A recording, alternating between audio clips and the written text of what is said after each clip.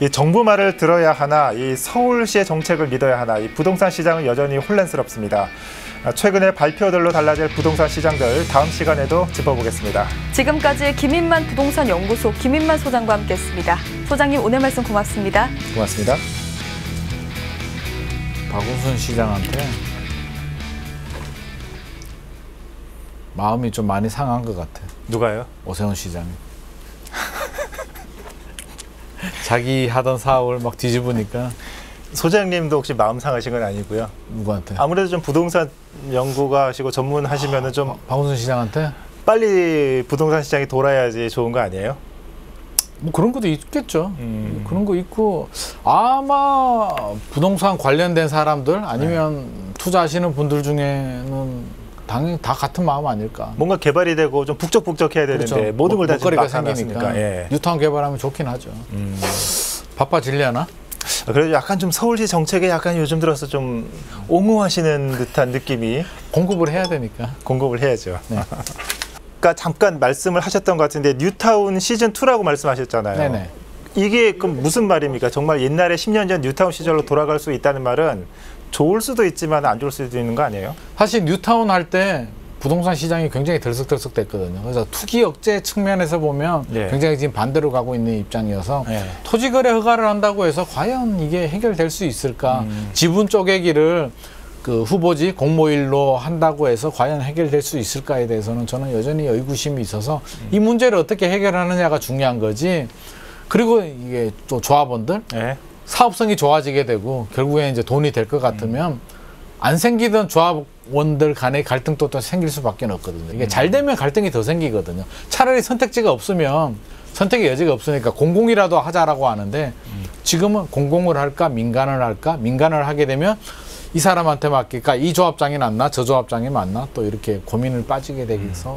근데 그 소장님 그 네. 오세훈 시장의 이번 정책은 재개발 완화책에서는 민간이 주도하는 거지 공공에 대한 생각을 지금 안 하고 있는 거잖아요. 그 부분에 네. 대해서는. 공공은 기간만 좀 단축시켜주겠다. 예. 개입을 해서 인허가 절차 같은 거를 좀 단축시켜주겠다는 정도고 적극 개입을 해서 서민 주거 안정 또 원주민 주거 안정을 위해서 뭐 임대 아파트를 어떻게 짓겠다, 기부 체납을 어떻게 받겠다 그런 내용들은 일단 플랜과 청사진은 참 좋은데 예전 뉴타운처럼 혹시나 재개발 사업체 중에서 이 사업성이 떨어지는 곳은 그렇게 된다면 네. 계속 지지부진하게 딜레이되는 거 아닐까요? 그런 우려는 없을까요? 그럴 가능성도 있고요. 이제 서울시에서 뭐 어떻게 더 지원책이 나올지는 모르겠지만 이번에 발표된 내용은 어떻게 보면 플랜이잖아요. 플랜과 비전 정도를 제시했기 때문에 구체적인 안이 앞으로 더 나오겠지만 그게 안 나온다면 저는 생각보다 그렇게 빨리 되지는 않으리라고 보거든요. 물론 옥수 금호동이라든지 마포 쪽에 이제 빨리 진행된 곳들도 있지만 아현 뉴타운도 최근에 입주됐잖아요. 그러다 보면 한 10년 정도는 생각을 해야 되고 이게 2025년 뭐 이렇게 목표를 잡아버리게 되면 저는 굉장히 좀 어렵지 그 2025년 목표는 어떤 계산법에서 나왔을까요? 그러면 글쎄요, 저도 그게 굉장히 궁금한데 아마 입주까지는 아닐 것 같고요. 제 생각에는 뭐 조합 설립인가라든지 구역 지정이라든지 이 정도까지를 보지 않았을까. 어디까지나 제 생각입니다만. 우리가 좀 과거를 돌아봐야지 미래를 점쳐볼 수 있지 않겠습니까? 네. 그때 박원순 시장 시절로 돌아갔을 때 네네. 그럼 그때 뉴타운이 중단되지 않고 계속 돼 있었다면 지금 한 공급이 얼마나 돼 있을까요, 지금? 이게 뭐 계산이에요. 그래서 네. 구역 해제를 안 했다 하더라도 이게 빨리 추진은 안 됐을 것이거든요. 근데 이제 전제 조건이 구역이 해제가 안 되고 진짜 빨리 잘 진행이 됐다라고 한다면 한 25만 호 정도. 25만 호. 해제가 안 됐더라도 과연 빨리 됐을까 부분에 대해서 안 됐으니까 해제가 된 것이거든요. 그렇다면 왜 안 됐을까라고 본다면 다른 구역에 비해서 사업성이 안 나오거나 조합원들 간에 갈등이 있거나 뭐 지리적인 문제가 있거나 여러 가지 문제가 있어서 그 부분을 적극적으로 해결해 줬어야 되는데 이제 박원순 시장님은 해제를 시켜버렸다는 부분에 대해서는 좀 아쉬움이 있는 부분이고요. 해제를 안 했더라고 하더라도 공급이 그렇게 나왔을까에 대해서는 저는 여전히 약간의 의문감. 잘 되더라도 절반도 저는 안 됐을 것 같아요. 그래서 그게 안 됐으면 25만 호가 나왔는데 전임 시장이 너무 못했다 이렇게 얘기하기에는 좀 무리가 좀 있지 않을까. 그럼 과거를 살펴봤으니까 그러면 이 논리라면은 오세훈 시장의 정책 바람대로 잘 추진됐을 경우에 네. 예상대로 2025년까지 뭐 12만 호, 13만 호가 공급될지도 미지수고 앞서서 말씀해 주셨겠지만 네. 그게 공급된다 하더라도 서울의 부동산 시장을 잡을 수 있을지 없을지도 미지수라는 거 말씀이시죠? 저는 그 부분에 대해서도 예를 들어서 13만 호가 올해 또는 내년 아니면 한 2, 3년에 걸쳐서 한 번에 이렇게 나와서 원래 서울이 한 3만에서 4만 호 정도 꾸준히 입주 물량이 나오고 있거든요. 예. 올해는 아마 3만 호가 안 될 것 같고요. 그래서 평균적으로 보면 3만 호 정도라고 본다면 3만 호 플러스 알파로 1만 호에서 2만 호 정도가 더 나온다면 도움은 될 수 있겠죠. 조금 도움은 될 수 있는데 지금의 투기 문제, 집값 문제를 잡을 수 있느냐 부분에 대해서는 예. 이거는 과수요가 생기기 때문에 발생하는 문제지. 물론 주택이 좀 부족하긴 하죠. 서울이 뭐 10만 호씩 공급이 된다면 굉장히 안정이 되겠지만 1년에 뭐 1만 호, 2만 호 정도 더 나와가지고는 제가 볼 때는 고가 아파트가 더 생길 뿐이지 우리 서민 주거 안정에 도움이 되는 집값이 내려가는 효과를 얻기에는 굉장히 좀 역부족이지 않을까. 아니 고가 아파트가 더 올라가면 지금 살고 있는 서민들은 어떻게 해야 되는 겁니까 그러면? 저도 고민이죠. 예. 그래서 그 부분을 좀 이게 서울시나 국토부가 고민을 해야 되는데 예. 그런 것 하나만으로 서울 집값이 잡히지는 않는다는 거죠. 그래서 이 과수요. 지금 서울은 서울 시민만 집을 사는 게 아니잖아요. 수도권 주민들, 지방에 계시는 분들, 서울 집의 한 20% 정도가 외지인들이 소유하고 있거든요. 또 심지어는 미국에 계시는 분들도 서울에 아파트 하나씩 다 가지고 계시는데 이런 과수요를 어떻게 누르고 안정을 시킬 것인가. 그러기 위해서 이제 종부세도 강화하고 양도세도 강화하는데 투자 대체제, 이 많은 돈 벌고 싶어하는 욕구, 이걸 어떻게 달랠 것인가. 하지 말라고 해서 과연 해결이 될 것인가. 이건 좀 고민을 해야 돼요. 그러면 아파트가 아니라면 어디로 투자해야 될까? 다양한 간접 상품들, 뭐 코인은 아니더라도, 코인은 제가 볼 때는 저도 아직까지 실체를 잘 파악을 못 하겠는데 좀 건전한 안정성이 뒷받침되는 투자 대체제를 정부 차원에서 좀 발굴할 필요도 있을 것 같습니다. 그럼 좀 지금 뜬금없는 질문이긴 한데 이 완화책이 발표된 이 시점에서 투자는 어떻게 해야 됩니까? 이게 투자 금액에 따라서 굉장히 달라지는데요. 예. 다주택자가 아닌 실수요자나 이런 분들은 이런 재개발 구역들, 추진이 안 된 구역들, 예. 박원순 시장 시절에 해제된 구역들을 좀 관심 있게 보면서 저는 노려봐도 좋은 기회가 되지 않을까 싶은데 문제는 기간이잖아요. 예. 해제된 구역을 내가 샀는데 구역 지정이 안 될 수도 있고요. 사업이 10년, 20년이 걸릴 수도 있기 때문에 그 점에 대해서는 저는 좀 예. 커피 생각을 드시죠? 해봐야 될 것 같습니다. 저도 주세요. 이리 오셔서 직접 주세요. 우리 소장님 이 출연료 제 선지급을 유튜브 해드렸습니다. 출연료입니다. 선지급했습니다. 네. 재밌네요. 네. 예. 핫한 계속해서 핫한 GTX-D 얘기를 좀 해볼게요. 네. 한 1, 2주 사이에 네. 또 많은 이슈들이 있었습니다. GTX-D 가지고 마지막으로 얘기 나눈 게 한 2주 전 같은데 네. 그 이후에 많은 이슈가 있었는데 뭐 강동구청장, 뭐 하남시장, 뭐 김포, 부천뿐만 아니라 서울구청장들까지 네. 연장을 해야 된다라고 주장을 했습니다. 네. 강동구는 자체 용역 결과를 내세우며 GTX-D 노선 경유의 필요성을 강조하고 있습니다. 강동구가 추진한 GTX-D 도입 연구 용역 결과입니다. 김포와 부천의 서부, 강남 권역의 수도권, 강동 권역의 동부로 구분해 대안 노선을 계획했습니다. 핵심인 동부 광역급행 구간, 역세권 개발구와 지하철 58, 9호선 등 연계 철도망 개발 계획 등을 고려해 고덕역과 선호역, 가칭 길동 생태공원역을 대안 노선으로 제시했습니다. 노선 대안별 수요 예측에선 2030년 3개 노선 모두 1일 40만 명 이상이 이용할 것으로 내다봤습니다. 유동 인구와 경제적 파급 효과 등, 그다음에 비용 산정 등을 해서 용역을 했습니다. 그 결과 3개 지역 모두 1.0 이상이 되었고요. 강동구는 현재 이 같은 용역 결과를 토대로 강동 경유 노선을 국토부에 요구하고 있습니다. 조만간 하남시와 연계해 국회에서 GTX-D 노선 연장 촉구 집회도 계획 중입니다. 어떻게 보십니까?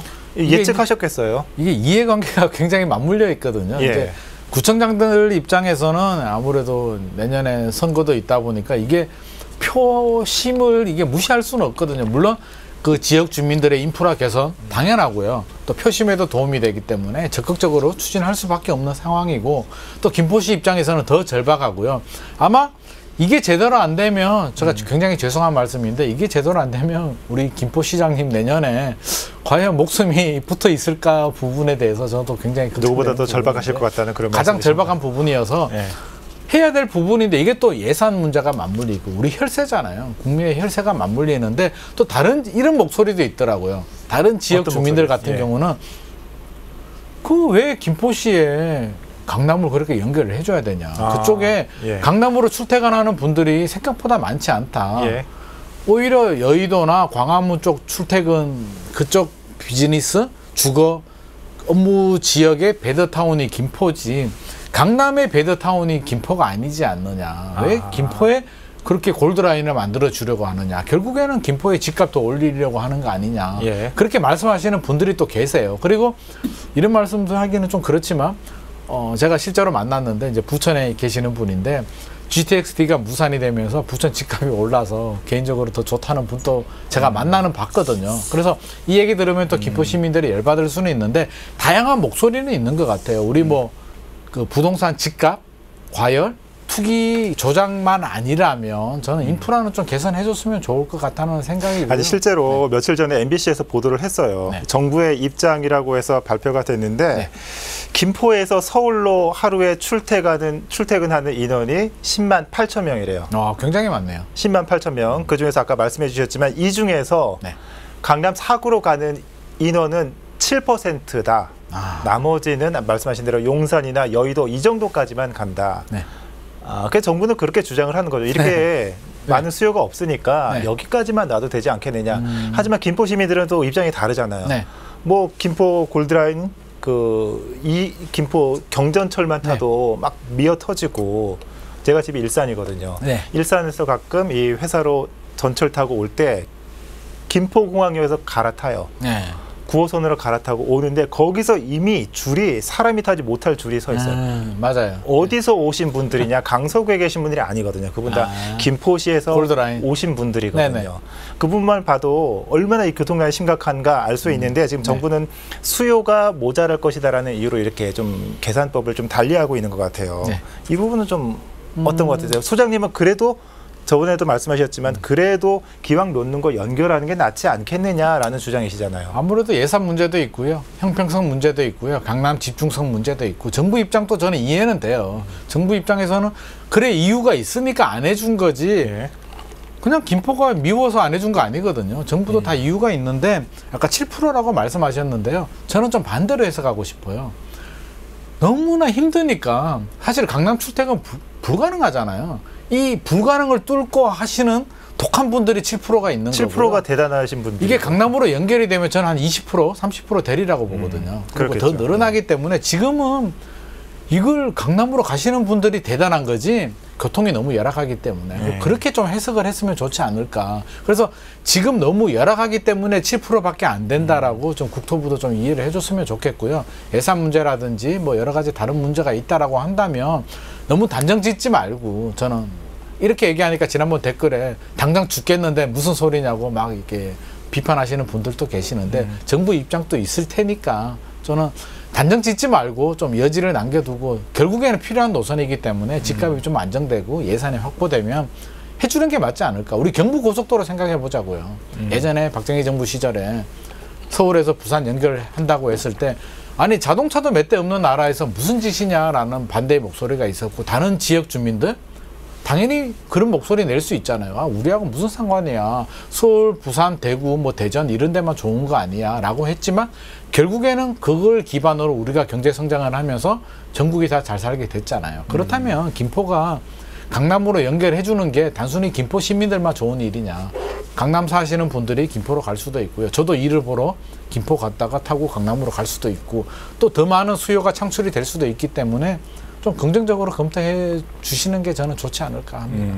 하긴 좀 돈이 들어도 뚫는 김에 뚫는 게 나중에 별도로 뚫는 것보다는 돈이 덜 들 것 같기도 하고. 골드라인도 안타까운 게 이게 2량밖에 안 되는데 이게 예산 문제 때문에 역도 그렇게 만들었다는 얘기를 들었거든요. 당장 6월 달에 이게 발표가 나는데 어떻습니까? 부동산 전문가시니까 발표가 돼서 김포 시민이 바라는 대로 직결하겠다라는 결과가 났을 때 부동산 시장이 들썩일 건 당연한 거죠.